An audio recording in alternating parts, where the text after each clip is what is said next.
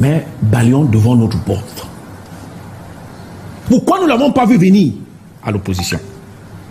Il a donné un certain nombre d'éléments. Nous n'avons pas vu ça venir. Et je pense que la politique, c'est là d'anticiper.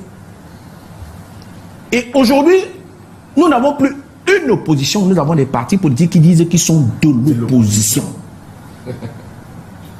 On n'a plus une opposition, mais on a des partis politiques qui se disent opposition. Et je vous ai dit d'entrée que je pense que ma carte OMP, c'est bon.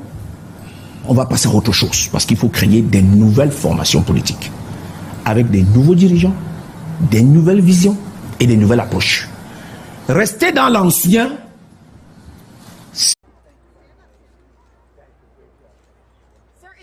L'Iran va-t-il céder à l'ultimatum fixé par Donald Trump?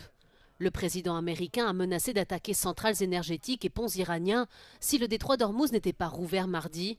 Lors de sa dernière conférence de presse, il a même affirmé que le pays pourrait être détruit en quelques heures. The entire country can be taken out in one night, and that night might be tomorrow night. Trump a également évoqué le sauvetage des 2 pilotes américains dont l'avion a été abattu par les forces iraniennes.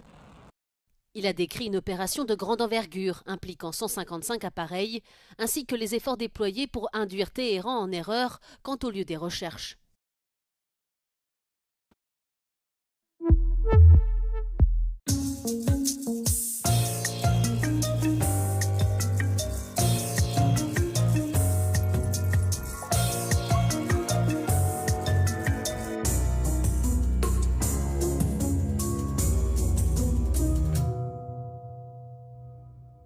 Ravi de vous retrouver pour ce nouveau numéro du Dessous des cartes. Aujourd'hui, on prend la direction de San Francisco.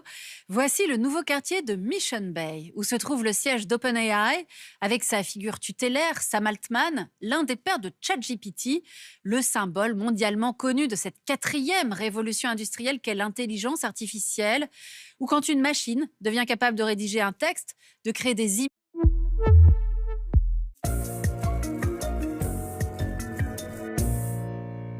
Bienvenue dans l'essentiel du Dessous des cartes. On commence par prendre la direction de la Silicon Valley en Californie.